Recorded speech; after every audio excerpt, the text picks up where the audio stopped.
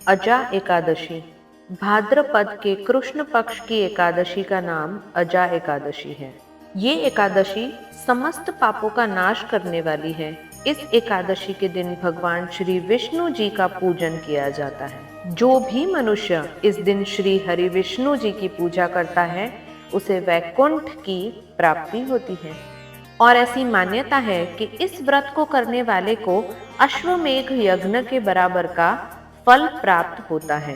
वैसे भी सभी एकादशी पर भगवान विष्णु की पूजा की जाती है, लेकिन अजा एकादशी श्री हरि को अति प्रिय होती है।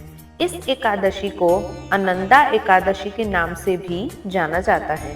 इस व्रत का आधार पौराणिक, वैज्ञानिक और संतुलित जीवन है। इस उपवास के विषय में ये मान्यता है कि इस उपवास को करने से आपको फल स्वरूप में जो फल मिलता है वो अश्वमेध यज्ञ, कठिन तपस्या, तीर्थों में स्नान और दान आदि से भी अधिक होता है।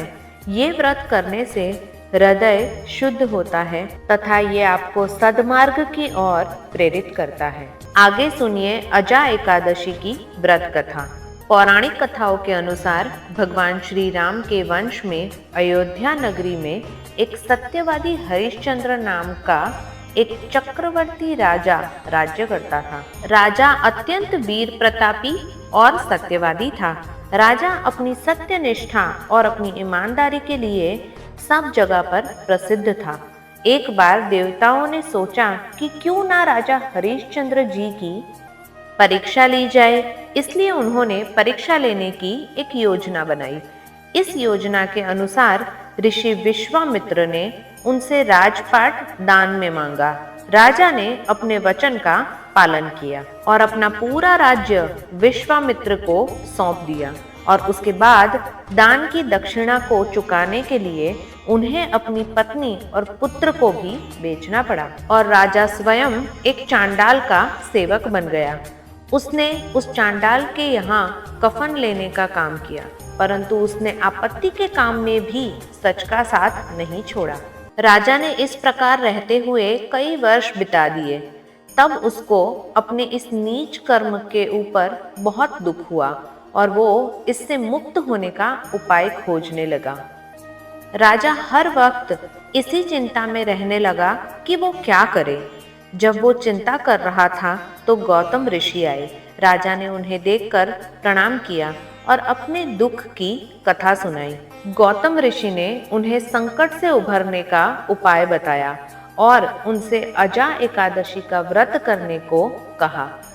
राजा ने मुनि के कहे अनुसार नियम के साथ व्रत का पालन किया और राजा के पिछले जन्म के सभी पाप नष्ट हो जाते हैं और उन्हें व्रत के प्रभाव से अपना परिवार और खोया हुआ राजपाट पुनः मिल जाता है।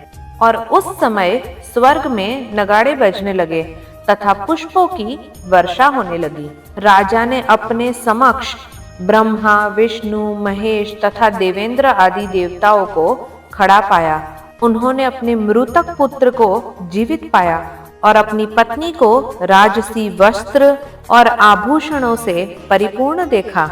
वास्तव में एक ऋषि ने राजा की परीक्षा लेने के लिए ये सब कौतुक किया था, परंतु अजा एकादशी के व्रत के प्रभाव से ऋषि द्वारा रची गई सारी माया समाप्त हो गई और अंत समय में हरिश्चंद्र अपने परिवार सहित स्वर्ग लोक को चले गए।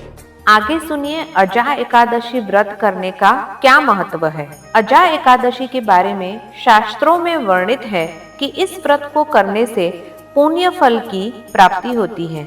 माना जाता है कि अजा एकादशी का व्रत रखने की शुरुआत दशमी से ही हो जाती है। इस व्रत को करने वाले व्यक्ति को मोक्ष की प्राप्ति होती है। ये एकादशी अशुभ प्रभावों को दूर करके शुभ फल देने वाली एकादशी है। इस एकादशी का व्रत करने से आपकी सभी मनोकामना पूरी होती है। सभी वैष्णव या श्री कृष्ण के भक्त उनकी प्रसन्नता के लिए ये व्रत इसलिए करते हैं ताकि मृत्यु से पहले उन्हें भगवत दर्शन हो सके। अजा एकादशी के व्रत का उपवास व्यक्ति को अर्थ काम से ऊपर उठकर मोक्ष और धर्म के मार्ग पर चलने की प्रेरणा देता है।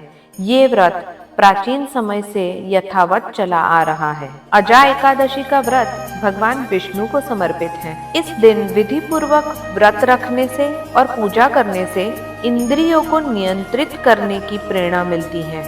ऐसा माना जाता है कि जो भी व्यक्ति अपनी इंद्रियों को नियंत्रण में कर लेता है, उसे संसार का रहस्य समझ में आ जाता है और सारे प्रकार के दुखों से छुटकारा मिल जाता है।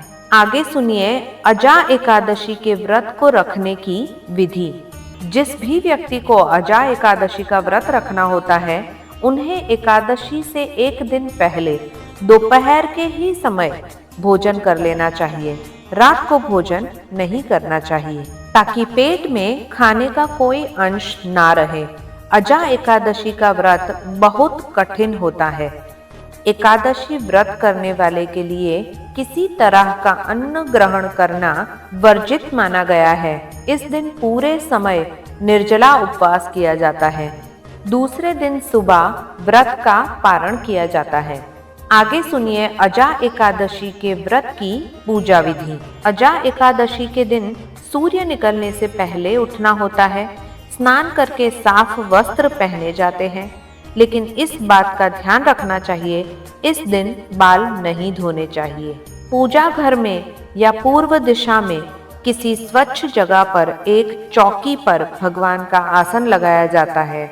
उस पर एक गेहूं की ढेर रखकर कलश में जल भरकर उसकी साधना की जाती है।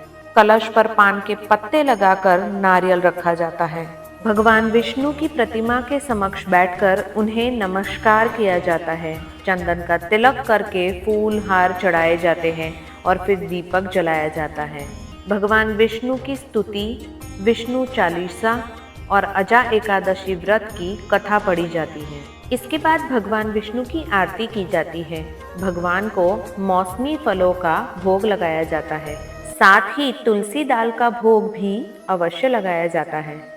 और इस प्रकार अजा एकादशी की सारी जानकारी और वार्ता समाप्त हुई। बोलो भगवान विष्णु की जय।